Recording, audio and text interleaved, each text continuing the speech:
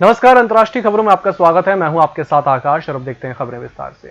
अमेरिकी राष्ट्रपति Donald Trump Iraq और अफगानिस्तान के कुछ और अमेरिकी सैनिकों को वापस बुलाने का ऐलान कर सकते हैं। इन दोनों देशों में कुल मिलाकर करीब 14,000 अमेरिकी सैनिक तैनात हैं। ट्रंप के इस कदम को सियासी लिहाज और नवंबर में होने वाले राष्ट्रपति चुनाव से जोड़कर देखा जा रहा है। दरअसल कुछ दिनों पहले अटलांटिक मैगजीन ने दावा किया था कि ट्रंप ने 2 साल पहले फ्रांस में प्रथम विश्व युद्ध में शहीद हुए सैनिकों के स्मारक पर जाने से इनकार कर दिया था। आर्टिकल के मुताबिक शहीद सैनिकों को ट्रंप ने हारे हुए सैनिक कहा था। अफगानिस्तान की राजधानी काबुल में बुधवार को उपराष्ट्रपति अमरुल्लाह सालेह के काफिले पर बम से हमला हुआ। हमले में 10 लोगों की मौत हो गई, जबकि उनके बॉडीगार्ड समेत 12 से ज्यादा लोग घायल हो गए। गृह मंत्रालय ने बताया कि शुरू में 2 लोगों की जान गई थी, जो बढ़कर 10 हो गई। हमले से पहले राष्ट्रपति अमरुल्लाह सालेह को हल्की चोट आई है।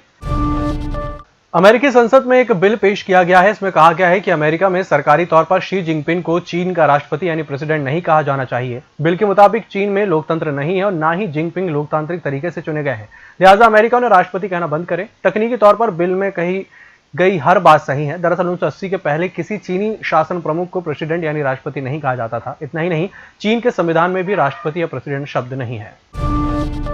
चुनावी फंड के मामले में डोनाल्ड ट्रंप कुछ वक्त पहले तक जो बाइडेन से आगे थे, यह उनके लिए फायदेमंद था, ठीक वैसे ही जैसे 2012 में बराक ओबामा और 2004 में जॉर्ज बुश के कैंपेन में हुआ था। 2016 में प्रचार के दौरान ट्रंप ने काफी खर्च किया था। इस चुनाव की शुरुआत में भी वे मजबूत दिखाई दे रहे थे, लेकिन अब ऐसा नहीं है। जब यह माना जा रहा था कि जो बाइडेन डेमोक्रेट कैंडिडेट होंगे, तब रिपब्लिकन पार्टी के पास $20 करोड़ का कैश एडवांटेज था। अब उनकी बढ़त खत्म हो चुकी है। 2019 में कैंपेन की शुरुआत से जुलाई तक ट्रंप की कैंपेन टीम के पास $1.1 अरब थे।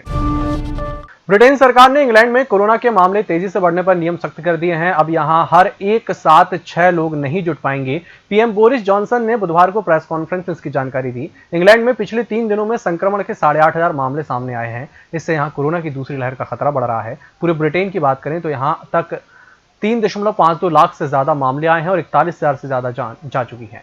इसी के साथ ब्रिटेन वक्त एक छोटे से ब्रेक का। होटल गौरीशी भोपाल शहर के बीचों बीच स्थित ठहरने की सर्व सुविधा युक्त जगह है। Room available in affordable prices और facilities free WiFi, AC, TV, parking, security, lift, full sanitised room, toiletry kit. Hotel Gaurishi, hall number 8, Chittor complex, MP Nagar, zone 1, Bhopal. Phone number 7898128620। Break के बाद एक बार फिर से आपका स्वागत है और बढ़ते हैं अगली खबर की ओर। पाकिस्तान में शर्मिंदा के आरोप में ईसाई व्यक्ति को सजाए मौत का ऐलान किया गया। मामला लाहौर का है। यहां की अदालत ने 37 साल के आसिफ परवेज को फांसी की सजा सुनाई है। आसिफ 2013 से जेल में बंद है। अल जजीरा वेबसाइट के मुताबिक आसिफ एक फैक्ट्री में काम करता था। वहां के सुपरवाइजर मोहम्मद सईद खोकर ने उसके खिलाफ शर्मिंदा की शिकायत की थी। आरोप था कि आसिफ ने उसे इस्लाम विरोधी मैसेज किए।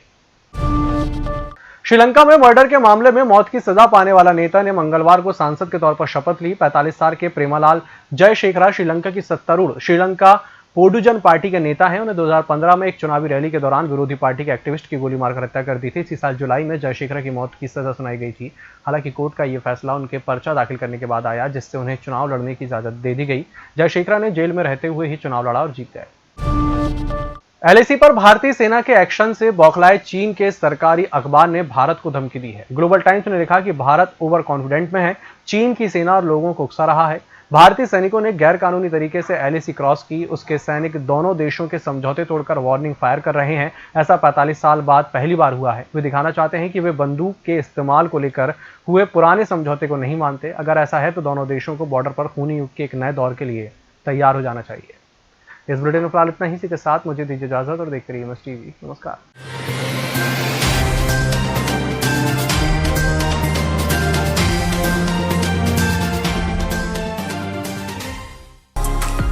होटल गौरीशी भोपाल शहर के बीचों बीच स्थित ठहरने की सर्व सुविधा युक्त जगह है।